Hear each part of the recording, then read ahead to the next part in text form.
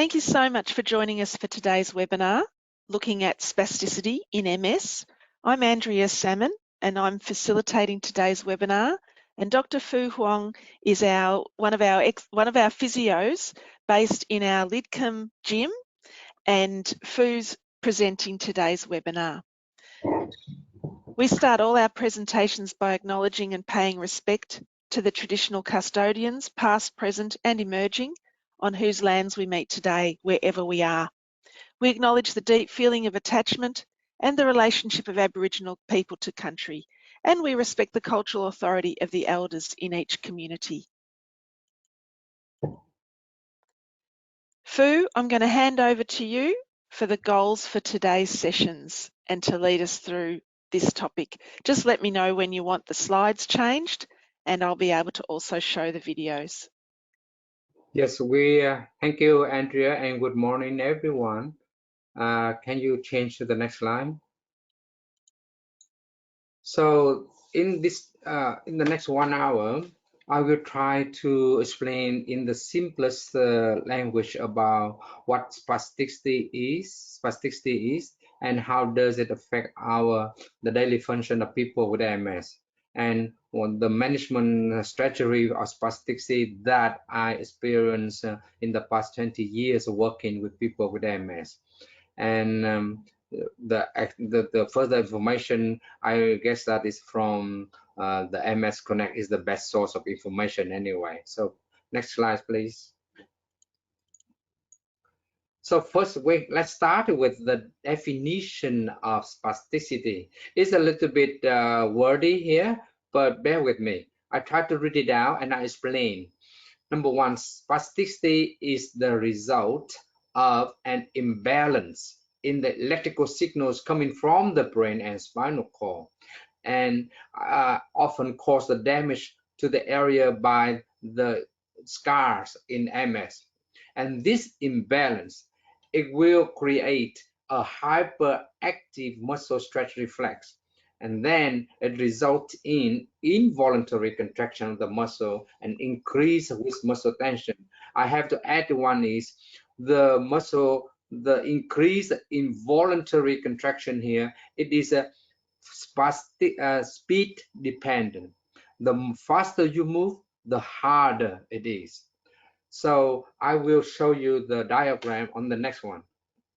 In the next slide, please.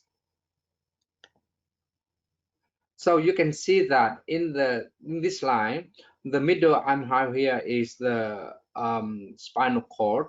From the spinal cord, you have you follow my let me see what you follow the blue line here. It's a signal from the muscle. It go into the spinal cord, and if you stimulate this muscle, the message go into the spinal cord, telling the spinal cord, okay, contract it. Correct, and then it go to the red one here.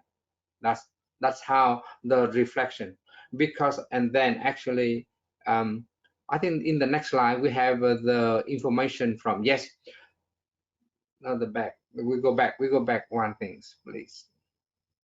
You can see that the minus and the plus here, the minus and plus is the information from the brain.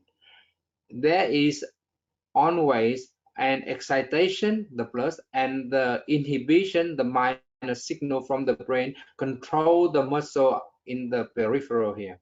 If you have something and you don't need to contract, there is the inhibition here. But these are plus and minus side here, it become affected in people with MS. That's why you lost the control of the muscle in your legs here. And that's why the spasticity happen. That is I would like to show you a little bit of physiological origin of the spasticity. It happened in the central, that means in the spinal cord here, and in upper the brain here, and then it also in the muscle in the peripheral here, in the outside, in our limbs here. So understanding that the origin of spasticity is from the central and the peripheral out here, we need to address it either centrally or peripherally. That is how we are going to manage spasticity. Next slide, please. So in one of my research in among the people with MS in Sydney, I looked at 300 people with MS, and then but only half of them volunteered. The disease step is 0 to 6. That means from the people who can walk normally to the people in the wheelchair. And I found that 60 to 80% in the literature, they say 60 to 80% of people with MS will have spasticity in their life. And in my study, I look at 156 participants with the mean times of MS is 15 years. I found that 66% of people here have a spasticity in any muscles. However, the most common site of spasticity is in the calf muscles and is in the knee, basically in the thigh, in front of the thigh here. Next one. And 10%. I just highlight here the most common site of spasticity in people with MS is in the calf muscles and in the thigh, in the front. And I think that anyone attending the webinar today may relate or to themselves if they have a spasticity. 10% in the elbow and wrist only happen in the people with a very later stage of MS in the wheelchair. Most of people with MS who are still mobile, they have a spasticity in these two muscles only. Almost 99% I've seen. So these are the two muscle groups that we need to address. Next, please. So unfortunately, in these are two pictures. It is actually two video, but we are not able to use the video in the technical. We have technical problem. But you see that this is the calf muscle. If I move the foot upward this way, move it slowly, I will not be able to elicit spasticity. But I move very fast, it will be the muscle, the ankle will be flipped up and down like this. That is a clonus or spasticity. And here again, in this type of this lady, if I suddenly drop the lower leg, the thigh will contract and resist the falling of this one. It is called spasticity. But if I bend the knee gently and slowly, I will not elicit the spasticity in the thigh here. So what is the implication of this? The implication of this is if someone has the spasticity in the thigh here, and if the carer want to move the legs without eliciting or causing the spasticity, you better move the limb gently and slowly. You will not cause a spasticity happen. The same thing here. Next. So the same thing here. I've often seen the people, the carer, put the foot of the people with MS on the wheelchair, and when they put the foot a bit hard, they will elicit spasticity in the calf, and the ankle will shaky a lot. So if this person put down the foot gently, the spasticity will not happen. Unfortunately, we cannot show the video of the action of this lady either. Next one.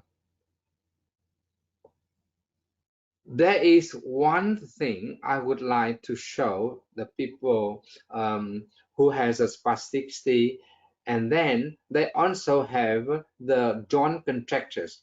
In this photo, you can see that the right ankle, even I push it up strongly, I could not move as much as the left ankle here, which means that the right ankle here, it happened with the contractures. It's different from spasticity.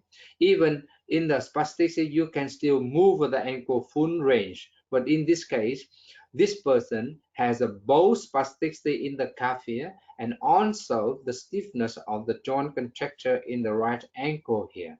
So this case, they happen together at the same time. And usually in people with MS, once the spasticity happen here, often the ankle contracture will happen. However, having said that, I have seen so many people with MS, they have an ankle contracture here, but they don't have a spasticity in the calf muscle.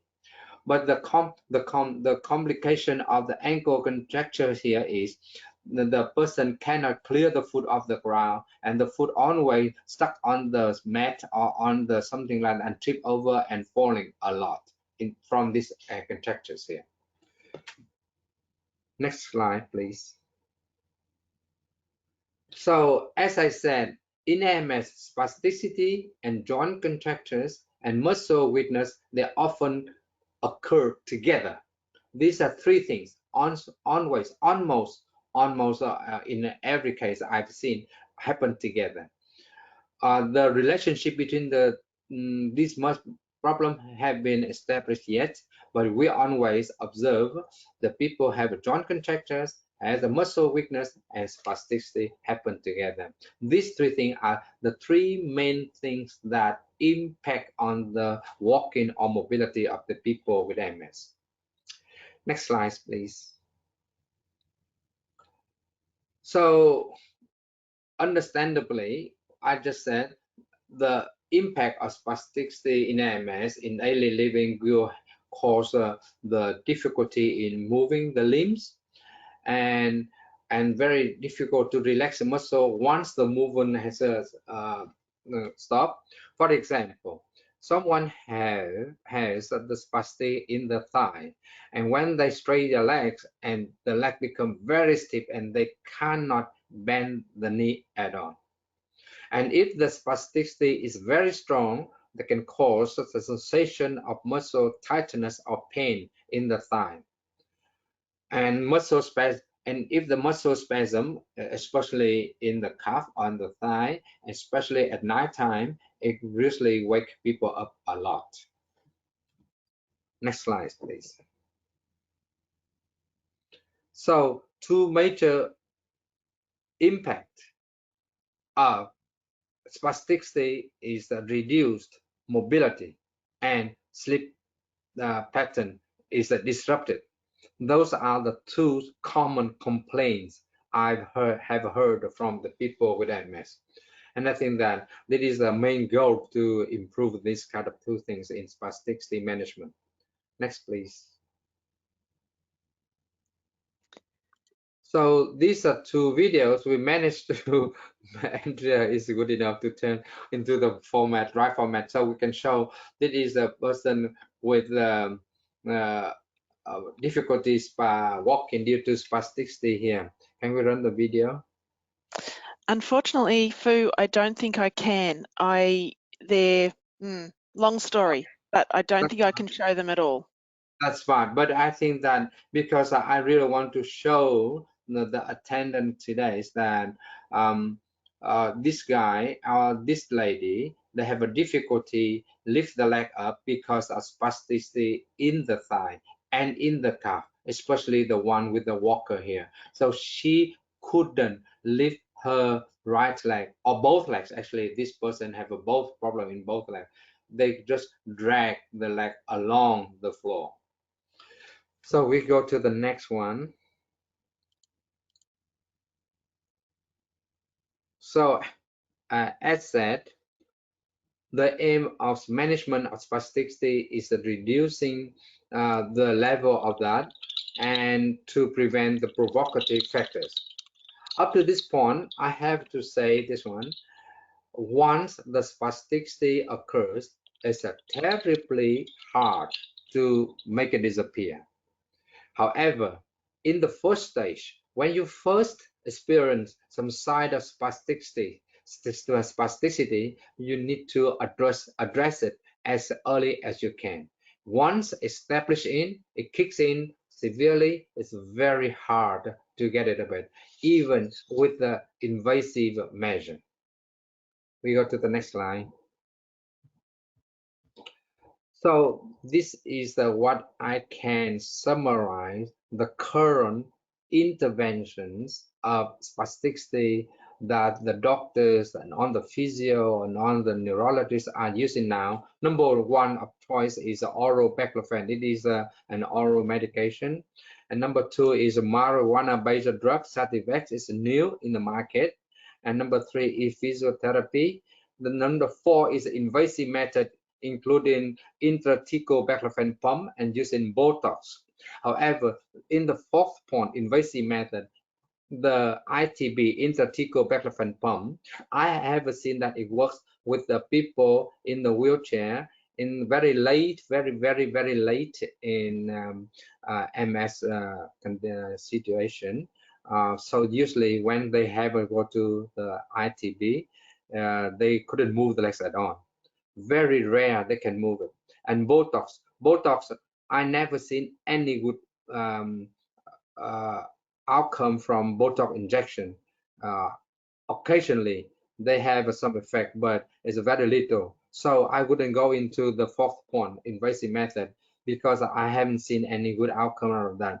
I will talk more about the 3 points of the oral BACLOFEN, SATIVEX, and physiotherapy. Next slide, please. So talking about oral BACLOFEN, it is the most commonly used in Australia, either by your doctor or by neurologist. And you just say, but the problem with BACLOFEN is, if you use it at a low dose, the maximal dose of BACLOFEN allowed is about 120 to 150 milligram a day. But the one big disadvantage of using BACLOFEN is, when you take BACLOFEN, it will weaken the whole body, make your body weak. So most of doctors will put your BACLOFEN around 20, 30, or 40 milligram, but usually it doesn't work. If you really want it works, you need a bit high dose. And when you are on high dose, you feel weak in other muscle as well. So that is the most drawback, the big drawback of using BACLOFEN there. So that's why when I work with the people with MS who experience spasticity and taking BACLOFEN, I will ask this question: is it necessary? Given the current level of spasticity, does the patient need to take a BACLOFEN or not? And the level of spasticity, does it affect daily function? Like it doesn't severely affect the walking, affect the sleeping pattern or not? And if the answers are yes, okay, so BACLOFEN may be a good choice, but what is the dose? What is the frequency here?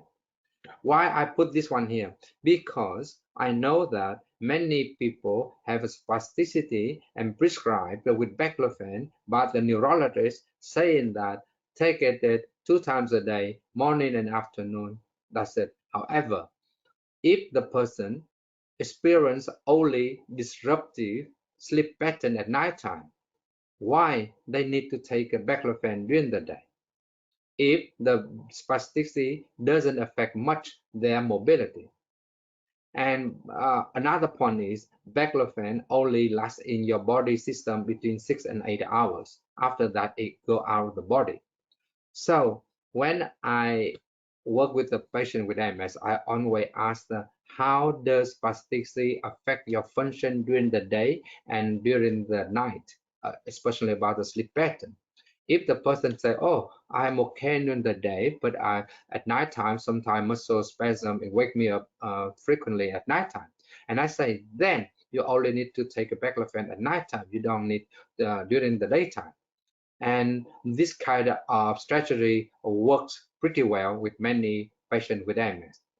On the other hand, if the patient said, oh, in the early morning I felt very stiff, I cannot walk at all, but later on the day I'm okay, at night time I sleep okay, I say then you only take a BACLOFEN in the early morning to improve your walking. You don't need at night time or evening time. So you have to ask this question in order to adjust the time and the dose of BACLOFEN.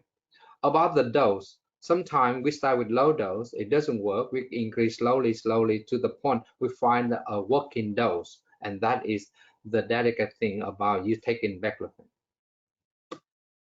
Next slide, please. Uh, any other question about BACLOFEN? You can type the question there, and Andrea will raise a question at the end of this session. Now I move on to talk about SATIVEX.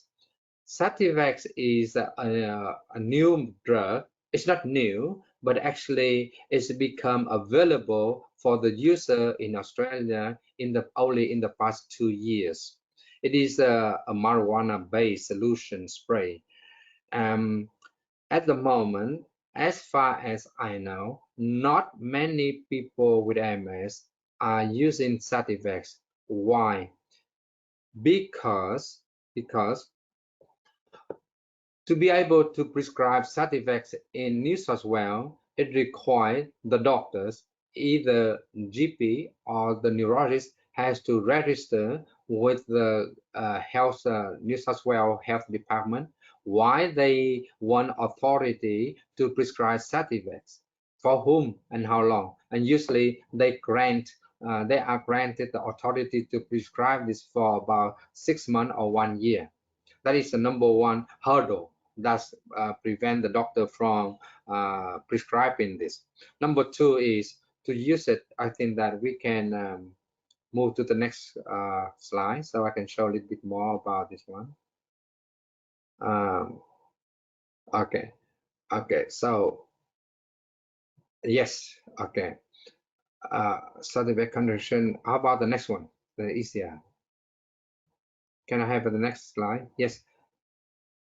As I said, the doctors neurologists can prescribe that, but they need to register, number one, with the New South Wales Health Department, and the cost of one box is about 745 per pack in Taiwan. So basically, they have 3 vials. Each vials give you about 90 spray. So in a box you have about 270 spray.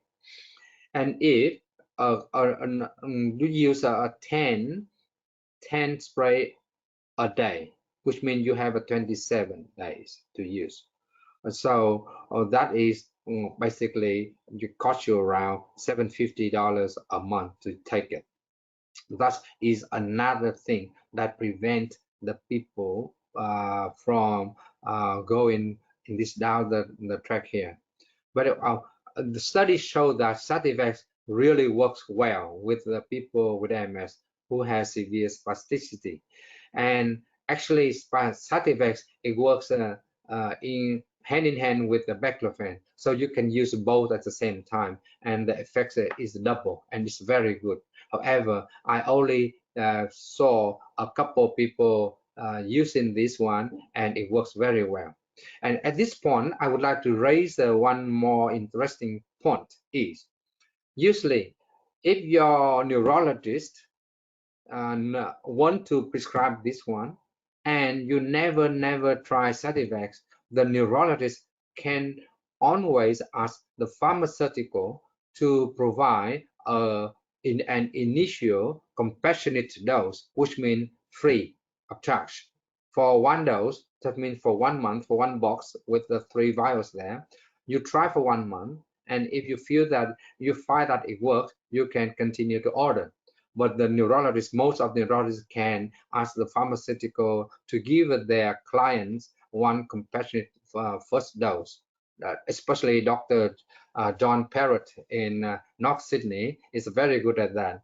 I found that Dr. Parrott has helped a lot of people to have their first compassionate dosage of SATIVEX. Many of them stop using after the first dose, but a few of them continue on with the ordering the SATIVEX. So in the previous slides, we talked about the contraindication, and then I think that we can skip it now because the doctor can talk to you more if the doctor want to prescribe that. So next slide, please. So this is about that. Okay. So just a summary. This slide is a summary here.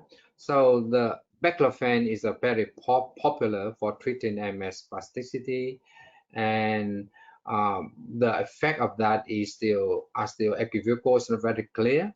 And the marijuana-based spray is has been shown that it works very well with the people with MS. I talk about Botox injection there. The Botox injection, it never show any lasting outcome. So in terms of the drug, I'm just presented two type of medication, BACLOFEN and the cannabinoid-based spray or marijuana-based spray, and both of them can work together. BACLOFEN has some effect, but not a very big one. Cannabinoid has two drawbacks, as I said, very difficult thing to prescribe and expensive. And then if you have any other question, further question about the drug, you can type the question and Andrea will raise it at the end of the session. Phu, do you want to take any questions about medications now? Okay, thank you. I'm fine with that. And then, yes. Ben has a question because he makes the comment that baclofen for him had very strong side effects of the weakness leading to more foot drop, so it wasn't really worth it. He's asking, is Ampera a viable option, and does it improve anything other than foot drop? No, Ampera is a totally different range of drug. Ampera is in Europe, they say that it is a medication to improve the walking in people with MS. That's all. And what is the effect of Ampera? Ampera, it stops the potassium from leaking out of the cell in the brain. So basically, it helps to improve the walking. That on it does. It has nothing to do with spasticity. It's nothing to do with muscle strength. It's nothing to do. But according to study in the Europe, they said it improved 20-30%. But here, Dr. Frith and I conducted a small study, and we found that the highest effect maybe is about 5%, and it only improved a little bit of walking. So in case of Ben, we ask the question here, okay, so does Ben has a real spasticity or not? Or the main issue is a foot drop and effect on the walking or the muscle weakness, or it happened with the ankle contracture as well. So this kind of thing, I think that we need a detailed assessment so that I can decide what is the best management strategy in this case. Mm-hmm. Is SATIVEX unlikely to be added to the PBS? Do you know where they're up to with that? No, because the company tried to access on the data about spasticity from me, and they try a few times, and the SATIVEX application to the BPS has failed 3 times already. So far, a few studies are trying to identify the effect of SATIVEX in people with MS, but I don't see much outcome yet. In a foreseeable future, I don't know. I doubt that it will be on BBS. Mm-hmm. And do you know if the SATIVEX has any impact on mental health conditions? So far, okay, any marijuana-based drug will have some kind of effect on the mental health. That's why they are poison, and the people. That's why the health department very careful on that. However, I have to add one more point. Many of MS patients, they have severe spasticity. They don't respond to baclofen. They cannot access SATIVEX because no doctor prescribe. So they go through the different channel like half underworld, half official to buy their marijuana or oil. They call it something oil. I forgot about the word. Uh, Something oil, and then they claim that it works very well.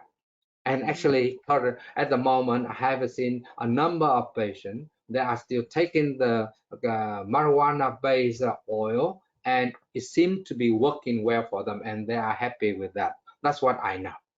but it might be having other effects. Someone's also made the comment that SATIVEX can have an effect on asthma. Yes, correct, because it affect a lot on the smooth muscles, and the trachea and the one windpipe in your body is smooth muscle. And actually, yes, you're right.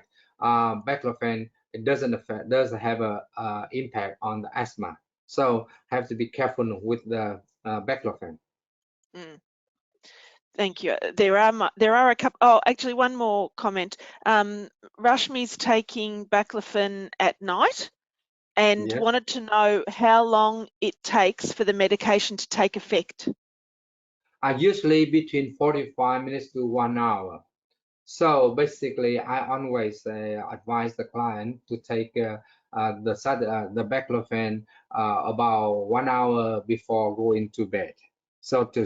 And then after one night, in the morning, they will get out of the body via urine. It doesn't last inside.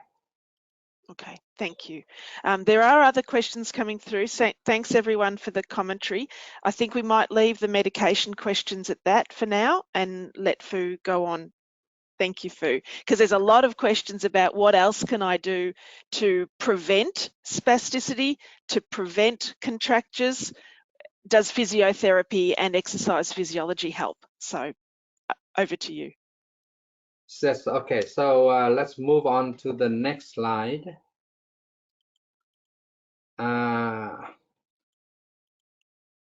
Now it leads me it leads me back it leads me to now the next intervention to reduce spasticity is physiotherapy intervention.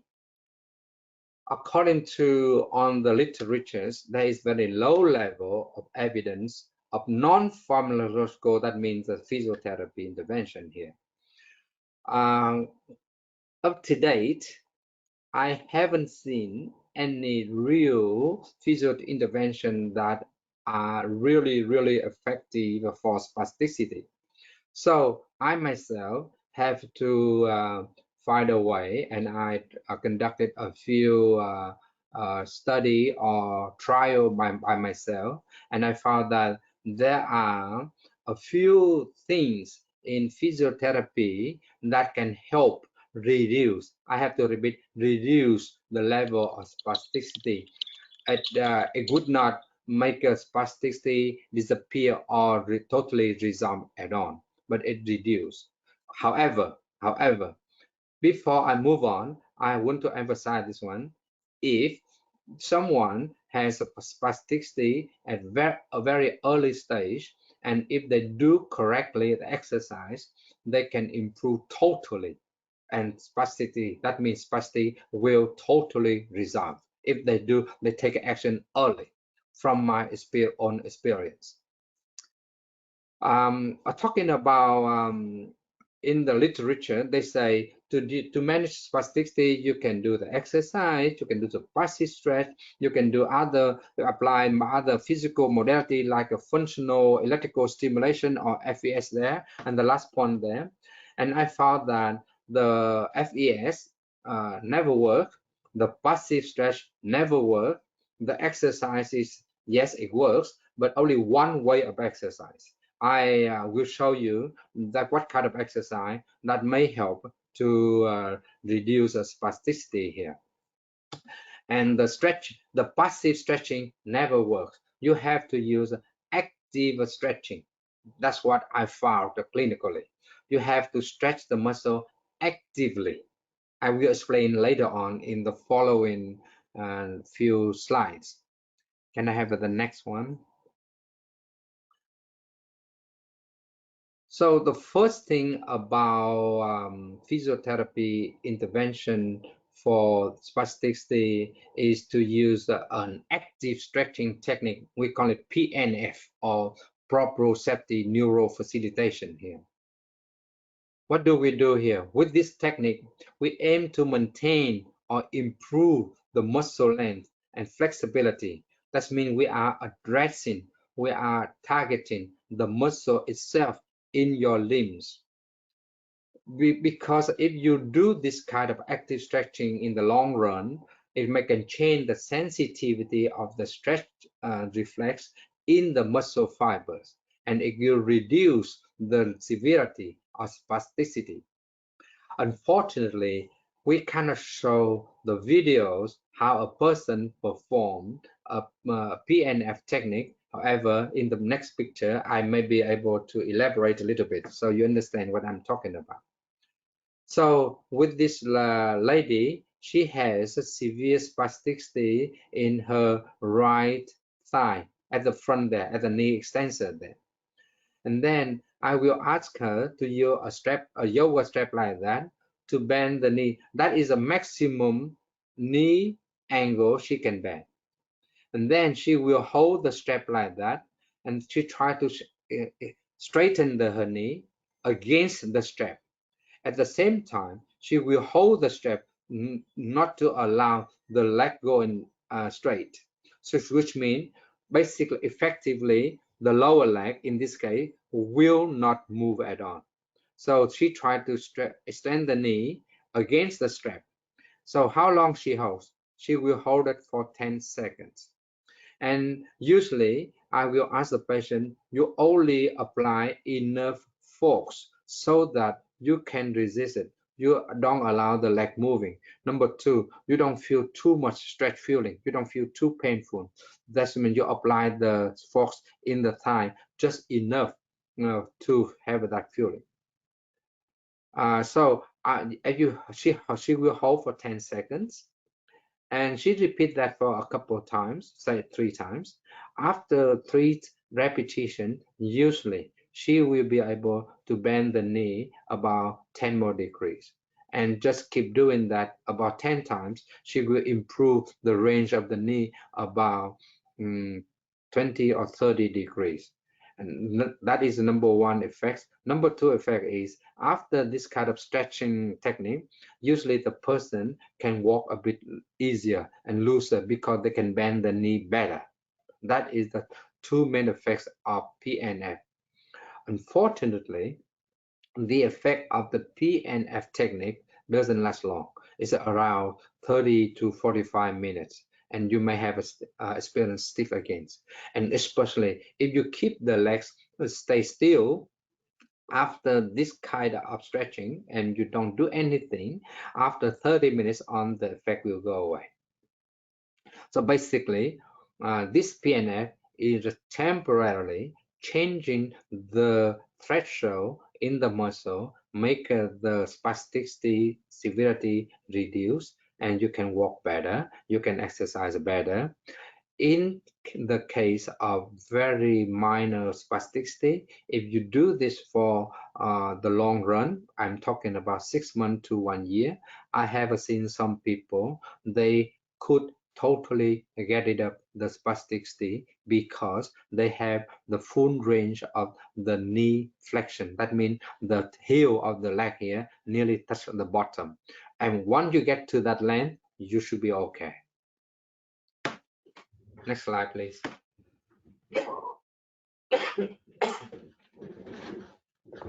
So this slide is just to repeat and summarize what I just said.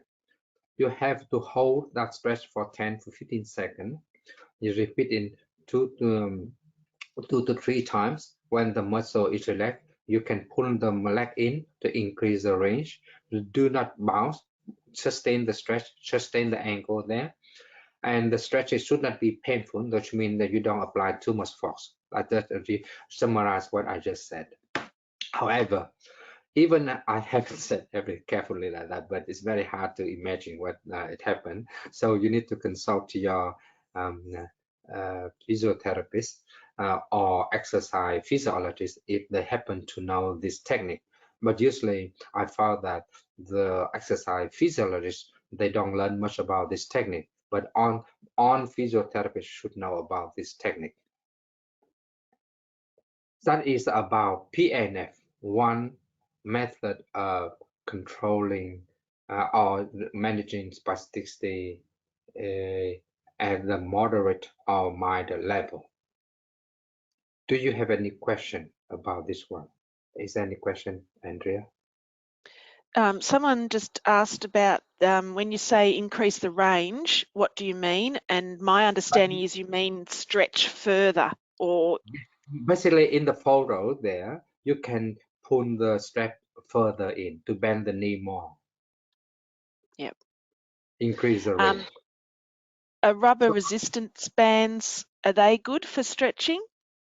Resistance band now because it's elastic. This is a yoga strap. It shouldn't be elastic. It couldn't move. The resistance band is elastic, so you stretch it like it will move the leg anyway. This is a yoga strap. A couple of people have asked about the videos. Yes, we'll try to figure out a way to give you access to the videos later. I can't give you a clear answer, but I'll send you an email with how we'll do that. Thanks, Phu. Okay, let's move on to the next management, physiotherapy management here. So in the photo you see here is a lady with spasticity in the left thigh and left calf muscles. And I accidentally found that the vibration machine she is standing on reduced the spasticity significantly after about 10 minutes standing on that. I was conducting a study on using the vibration machine with different purpose, but I found that I accidentally found that it helped with spasticity too. So excuse me.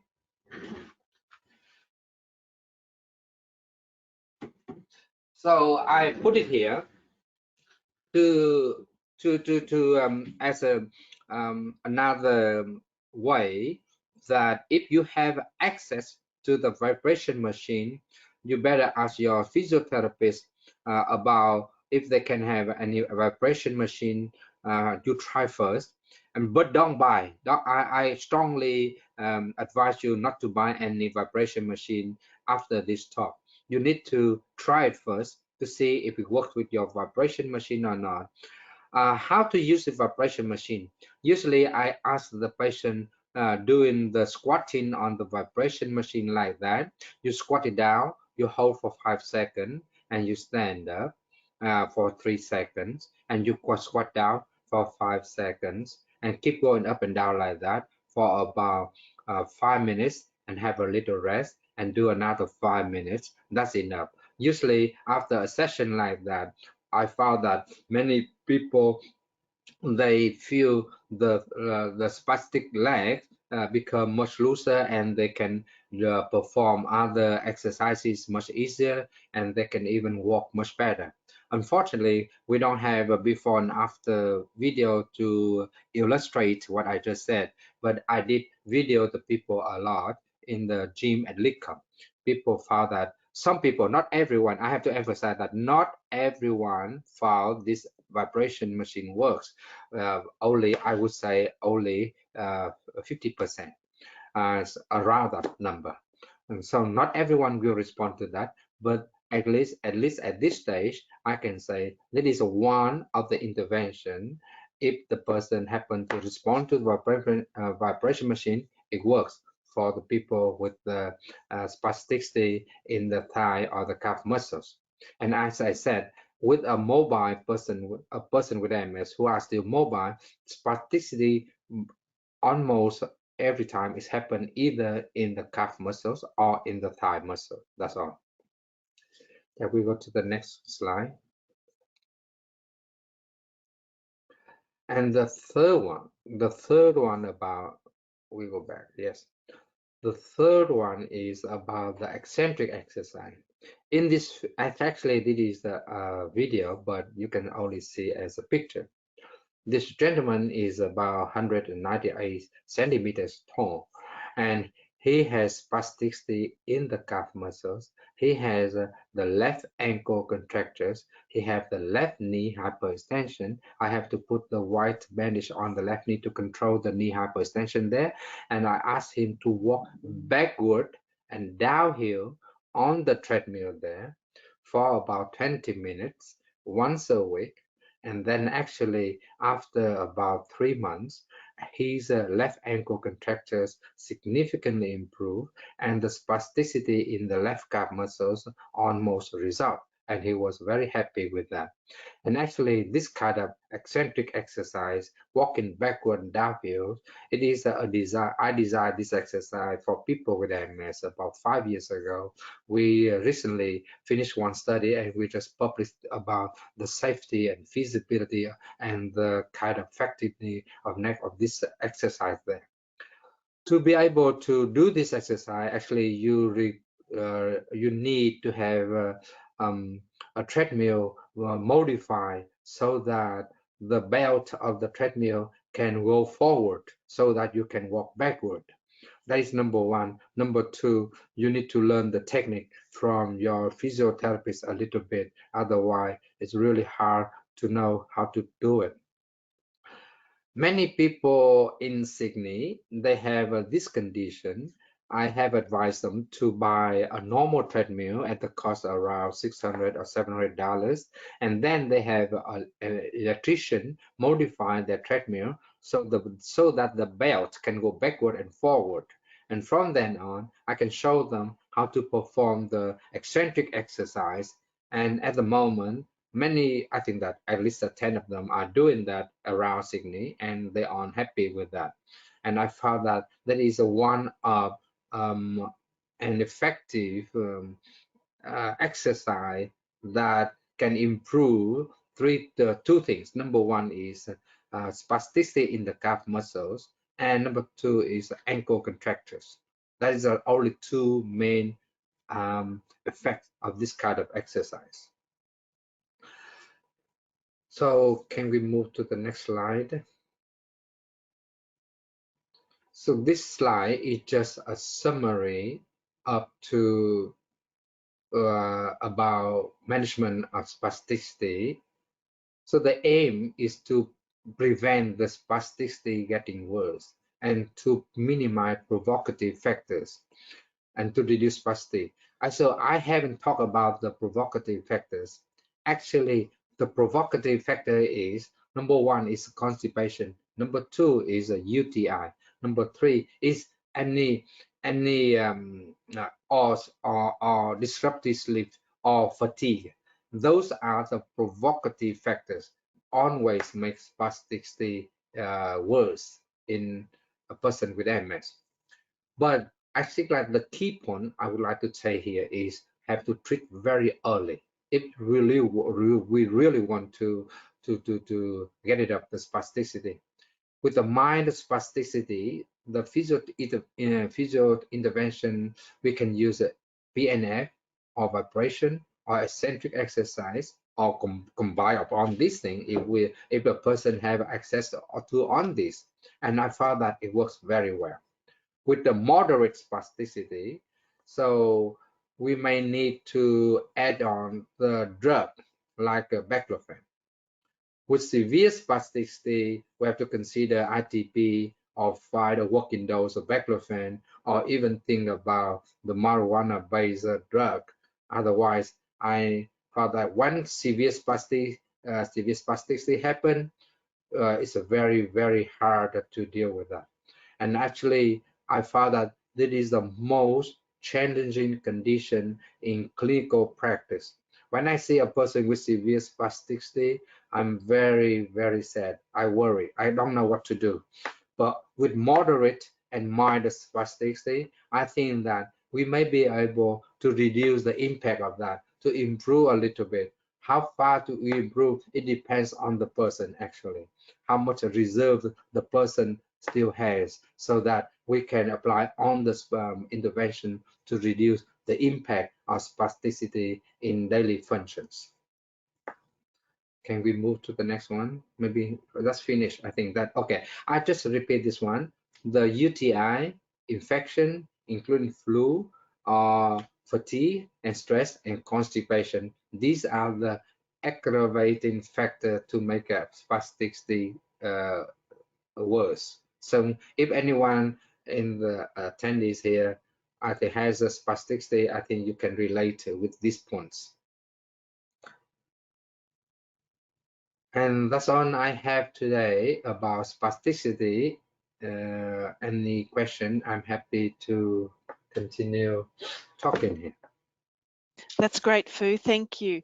I I think you've answered some of the questions that people had been putting in, because have been a lot of questions and commentary around how do I recognise that spasticity is starting, and how do I prevent it? What can I do to prevent it from becoming spasticity? So do you want to make a comment on that? Okay, that is a very good question, very good comment. Usually, when you have a mild sign of spasticity, it often can be the doctors or the physio who are not familiar with this. They can miss it easily. They don't know if they don't have the experience with the people with spasticity. But if experienced doctors or physiotherapists, they can test the two muscles, the calf muscles and the thigh muscles, and those two muscles often have spasticity. From the perspective of patient, if you feel that, you start feeling some stiffness in your thigh and you feel it hard to bend the knee. That is the sign, the initial sign of spasticity. Or occasionally you feel that your foot just pull down, just stiffly, unconsciously, or you are involuntarily. That is the sign of the spasticity. So if you feel that, you need to tell your doctor or physiotherapist, and they will know how to test whether you have spasticity or not. That is the best advice I can give at this stage. Of course, because I'm based in Sydney and I'm Lidcombe, and if you have any concern, you can always book a consultation with me over there via MS Connect, and I'm happy to help you out as much as I can. And Phu, are you doing telehealth consultations for people outside of New South Wales? Yes, I do. I have done a lot of teleconsultation for people in Melbourne, for people in Tasmania, and And do as they well. need to be people who are on the NDIS, or can people pay for that as Oh, a private consultation? yes, anyone. If you can pay, I think there is a set rate, and from MS, you don't need. If you don't have NDIS, you can pay a set rate, and we can have a chat over Zoom or telehealth or something like that. And by I'll the send way, that I'll send that flyer and information out to everybody, because that's fabulous to know. Thank you. that is the one good news I just received a couple months ago. There is a lady in Melbourne. Her name, I don't know, I can't say her name, but anyway, she had a teleconference with me, and I managed to recommend NDIS to provide her with the Motomat machine to exercise, which cost her $12,000, and she got it. I am very happy for her. Through her NDIS package.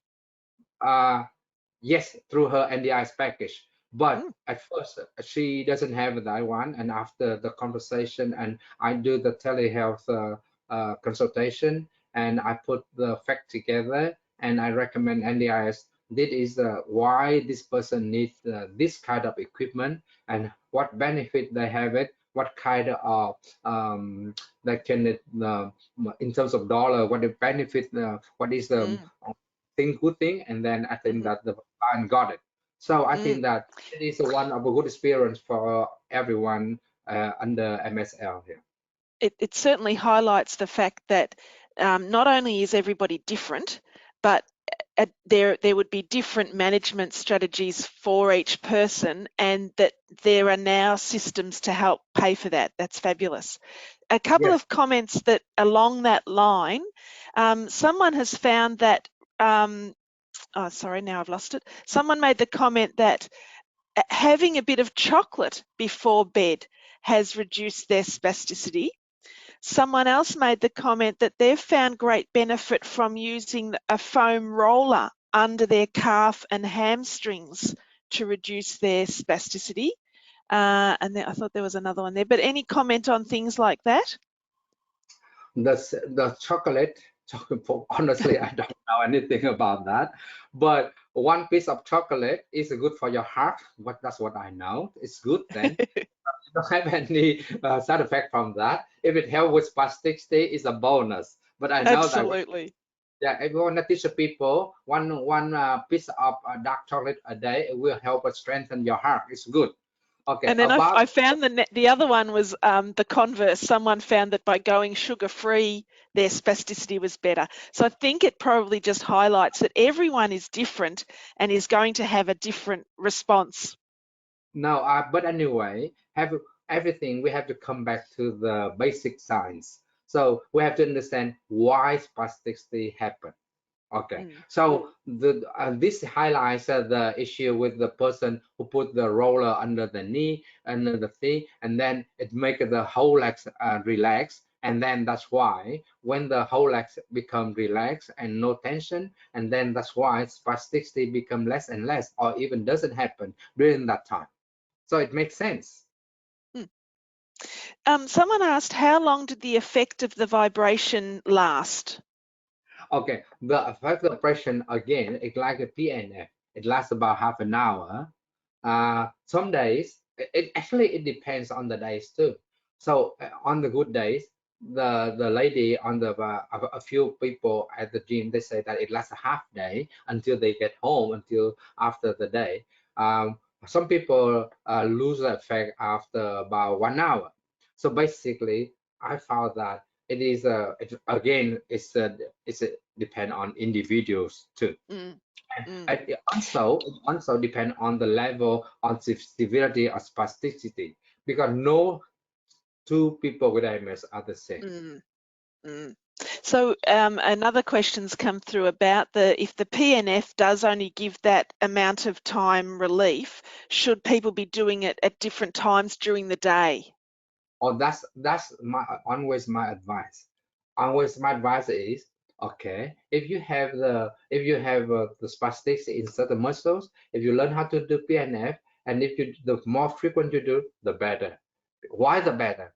Because it's not only address the spasticity issue, but also gradually increase the muscle length.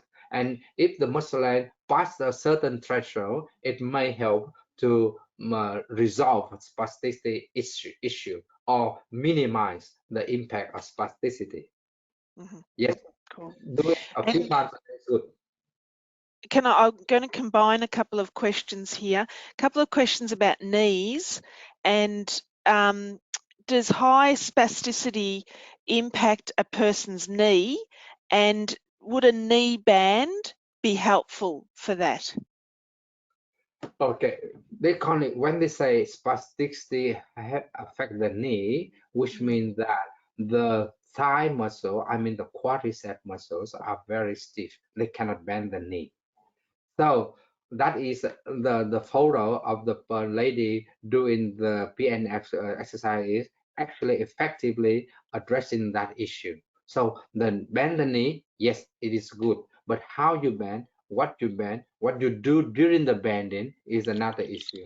As I said, you bend the knee, but like you partially stretching the muscles out, it doesn't affect. But if you bend the knee, but at the same time, you actively straighten the knee. So two opposite forces, it will help to change the muscles um, threshold in the interfusible fiber muscles there.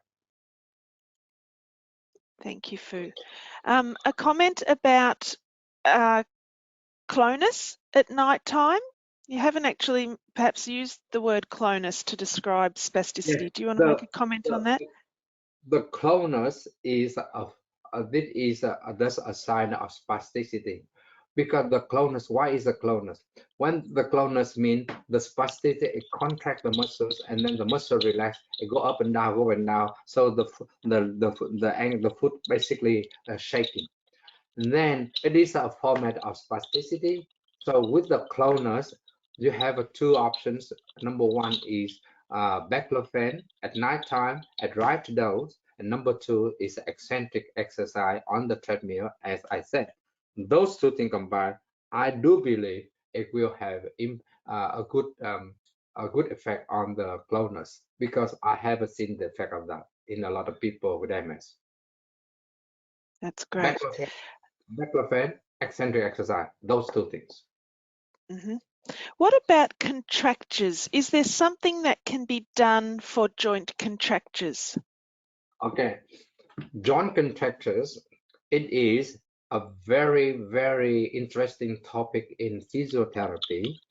In the past 30 years, many physiotherapists in the literature, they talk about passive stretching, they talk about maintaining the limb in a certain angle, blah, blah, and then nothing happened. Nothing can prevent the contractures, ankle contracture. The interesting thing about joint contracture in MS here is I found that within the people, among the people with MS who are still mobile, if the contracture actually happen in the ankles. Basically, I would say 90% or 95% happen in the ankle. And then that's why I designed the eccentric exercise to deal with that. And if in the early stage, if the people still can walk about 200 meters on the street without the mobility aid, if they have ankle contractures, eccentric exercise is the best exercise that can deal with that, and it will fix that problem. But up to this point, I have to emphasize one more important point is when the people with MS, they have ankle contractures, which means they can lose the balance when they stand up because they cannot stand with the ankle in 90 degrees. You imagine that the ankle become less than 90 degrees. And if the less than 90 degrees, you will lose the balance during standing up. To compensate for that, usually the knee pick up the losing angle. So basically how many degrees you lose at the ankle, the knee will pick up that many degrees. In the long run, they will have a knee hyperextension. That means you extend to the back too much. So when you stand up, when you walk, the knee will come into locking, and you find very hard to unlock the knee in order to move to the next step. That's why dealing with the ankle contractures, we're always dealing with the knee hyperextension, a condition that not many people, not many doctor or physiotherapists can pick it up from the beginning. They don't observe the knee hyperextension much, but the knee hyperextension always happen hand in hand with ankle contractures. That's what I want. That's not the point I want to add in today. Thank you, Phu. A couple of comments about things like magnesium and soaking in Epsom salts and quinine. Okay, on those things, it has been in the literature. Yes, magnesium, basically magnesium is a substance that very essential for the muscle activities. But we have to go back to the mechanism of spasticity. It's nothing to do with magnesium because it is imbalance of excitation and inhibition coming from the upstairs, from the brain. So that's why. And then 3 times it changed the threshold as the stretch reflex at the muscle itself.